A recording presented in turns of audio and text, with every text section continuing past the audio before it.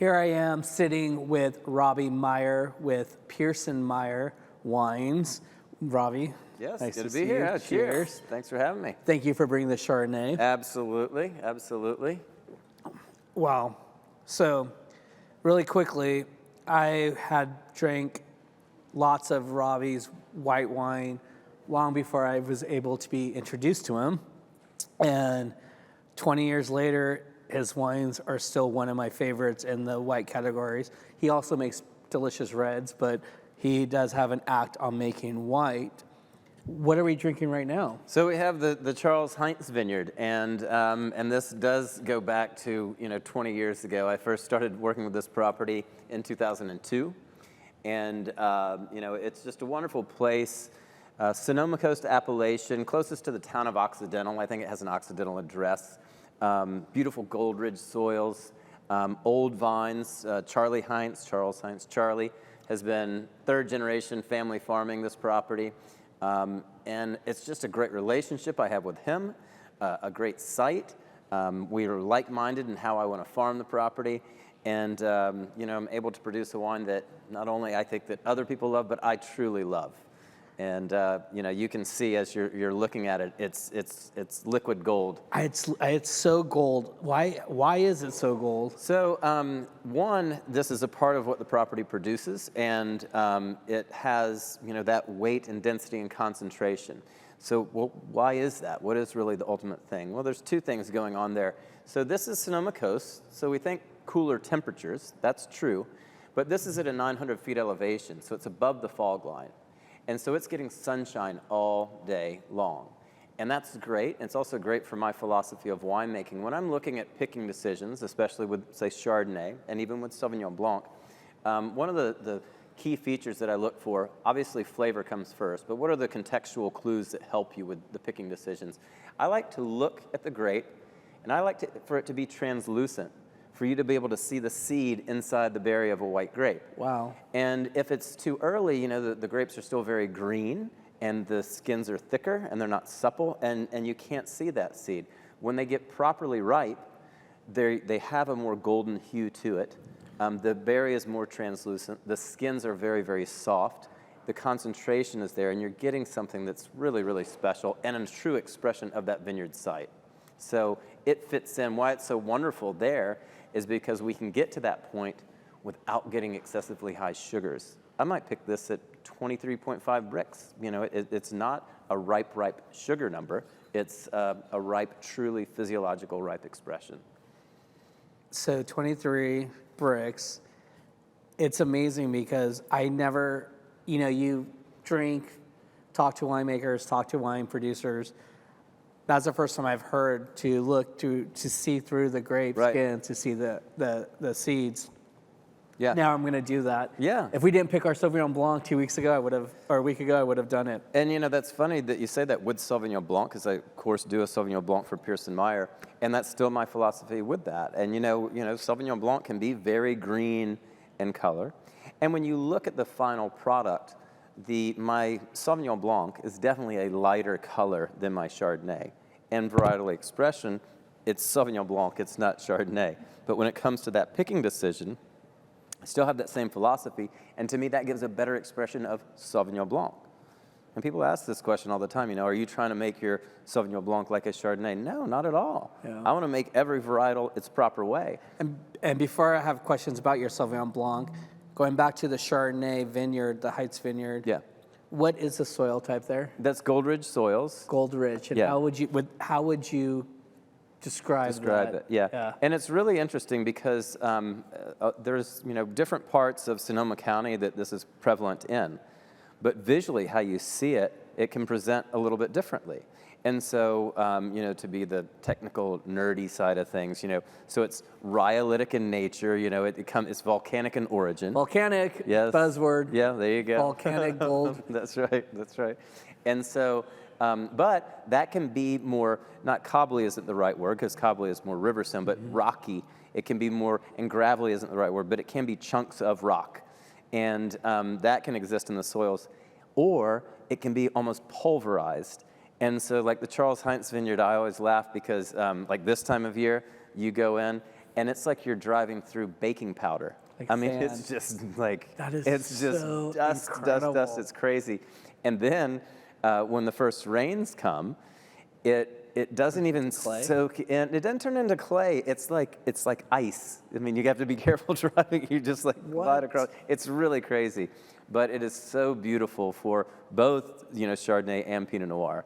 I think that's something that we tend to lose in conversation when we are talking about wines at the tasting level, is the soil that these vines are growing in and how that is so important to the flavors and to even if you can ripen fruit. And then of course the weather, as we mentioned before, you can't have great grapes without a great growing season of weather, but the soil itself. And the terroir, we used to be big on the terroir conversation 20 years ago. Like it was all about terroir, and then I felt like we moved away from it and we talked more about brands and more about flavor. Right. And now I'm like, it was long enough for me to forget the terroir. Yeah. And so I can exactly visualize what you were saying when you said it was like baking powder soda on the ground, because I've been driving now and seeing it. Cars covered with It's dust. like Burning Man dust. Yes, exactly, exactly. And you know, in regards to those soils and that whole conversation and what is terroir and what is the soil adding to the wine, and of course there's debate like a wine could have a limestone minerality. Did that flavor come from the soil? No, that's not what I'm trying to say, and that can be debated. But there's one fact that is true that everyone can understand, is that that soil that the plant is growing in is going to affect the water uptake that the plant can have. It's going to affect the nutrient uptake the plant can have, and that's going to affect development, berry development, ripening, all of those things, and how the plant grows. And so the soil definitely has an impact on flavor, Because of the way it grows. because of what it is, because of the composition, not necessarily because of a blueberry. mineral. Right. It's not going to add the steely oyster shell flavor to it. Right. And that's where dry farming conversation comes into, like, you know, the stress of the vines for the roots to go deeper to find the water and the concentration of the grapes, or if you're dripping it, they're not to work as hard. Changes the flavor, but not adding it in the sense where, you know, some component that's being added. To it because you have volcanic, ashy flavored wines. Right. People do believe that. I've been in conversations where someone could persuade you, if you didn't know better. So, again, you brought out the Chardonnay. Yes. And I have a friend in Sacramento, Heather Lair, is a big Chardonnay drinker of your wines. Every time she comes here, she always asks for it. Awesome. But you do make Pinots out in the Vineyard Vanguard. What have you been pouring? What were you pouring for today? So I did pour the Charles Heinz Chardonnay. So with Pierce & Meyer, I mentioned we do Sauvignon Blanc.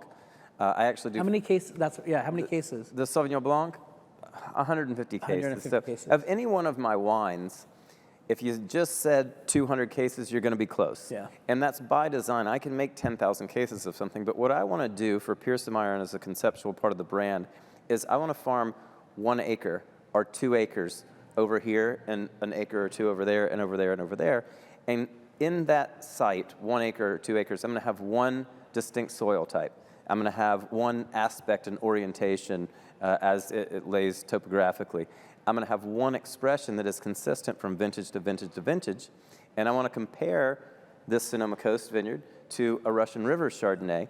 And that's really, truly speaking to the terroir. You know, I vinify them the same way, the same growing concept. Same yeast. Same everything. So then what you see the difference in the two wines is an expression of terroir. So I do the Sauvignon Blanc, 4 different Chardonnays, 3 different Pinot Noirs, and then I do my 100% Cabernet Sauvignon, and then I do a Bordeaux blend that's Cab Merlot and Cab Franc.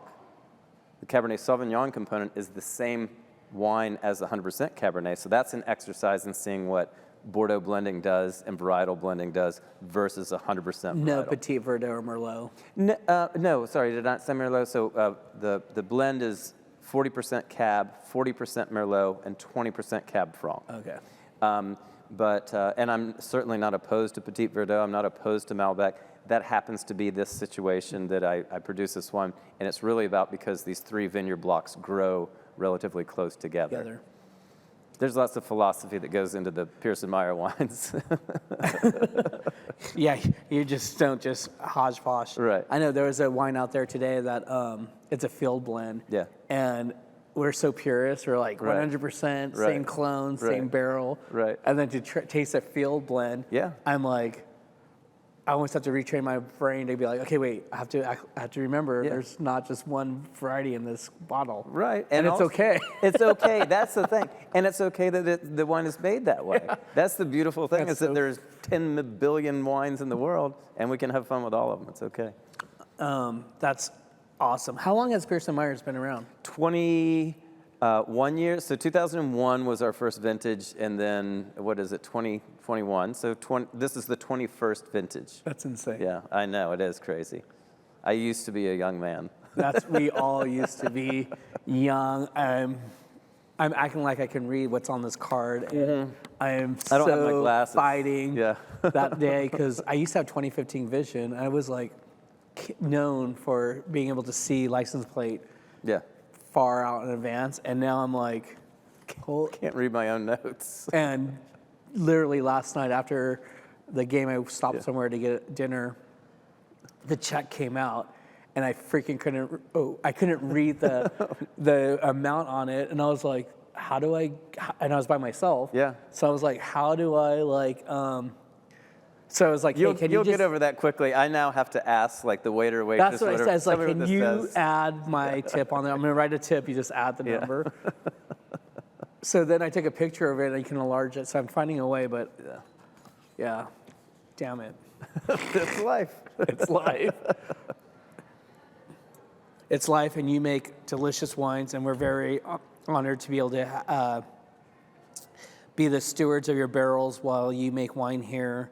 Well, And, it's a great place, just like at the Vanguard, and people, like, oh, so, you make your wines here, why is the case? And I was saying, it's a small production wine. I can't make 1,500, 2,000 cases of wine and build a $7 million winery. There's no sense in that. So it is lovely that, you guys provide this type of space for us, where there's so many great winemakers out there making small production wines, and that we can have the greatest sorting equipment. I copied some of your sorting equipment for one of the wineries that I produce wines for, and it's the best equipment, a clean cellar, a great staff. It's wonderful to be here. It's good. Thank you. And what I love is that the opportunity for people to see your wine and experience it either in the restaurant, or if they walk onto the property and they're saying, hey, I want a Chardonnay, our team can say, we reach out to Robbie. Yeah, it is. And try some of his wines. Other projects you're working on, not even here, any new, actually you were bringing on a new client, but I don't know if it's a... Yeah, it's an interesting guy. He is an architect down in Los Angeles, and bought a vineyard up here in Calistoga. Very interesting guy, Argentinian heritage, and just as passionate about, really wanting to make wine. And he's very passionate about it, so we'll see if we can, develop a great Cabernet for him. Yeah. And it's Cabernet Sauvignon? It's Cabernet Sauvignon. And it's, will be the same type of concept. It's small production, one vineyard. He owns his own vineyard. He owns his own vineyard. We get to farm it the way we want to farm it, and it's pure Cabernet Sauvignon. So I like that type of concept. So you're one of the winemakers that actually likes to really be hands-on in the vineyard. Mm-hmm. I know that all winemakers are kind of hands-on in the vineyard, but you take it to the next level. Well, to me, it's the one, it's fun. I like it. It's really, I really enjoy getting out and doing it. But I think most winemakers know that, we can't make great wine from bad grapes. We can make bad wine from good grapes, but, if you're not starting with great raw material, with wonderful vineyards, then you're at a loss. You're never going to get there.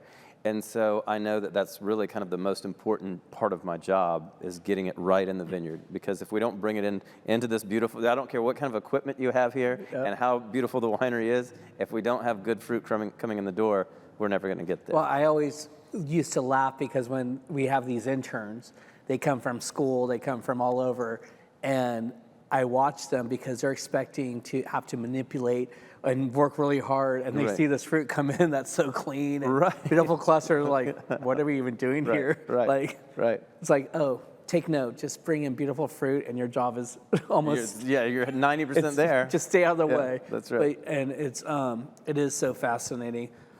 Yeah, no, I am. Again, this is Robbie Meyer with Pearson Meyer. His wine has been around for over 21 years. Yeah. He has some other brands. You can be directed to Pearson Meyer website. Is it PearsonMeyer.com. PearsonMeyer.com? He is probably one of the funnest guys to drink tastings with, so book your tastings with him. I'm a terrible salesman, but we have fun. That's it. He has fun. But he always is sold out, so it's not even like... This is a problem. This is the problem. So I'm going to let him go back out into the lions out there. Yes. To taste people on wines. And thank you so much for being here. And Absolutely.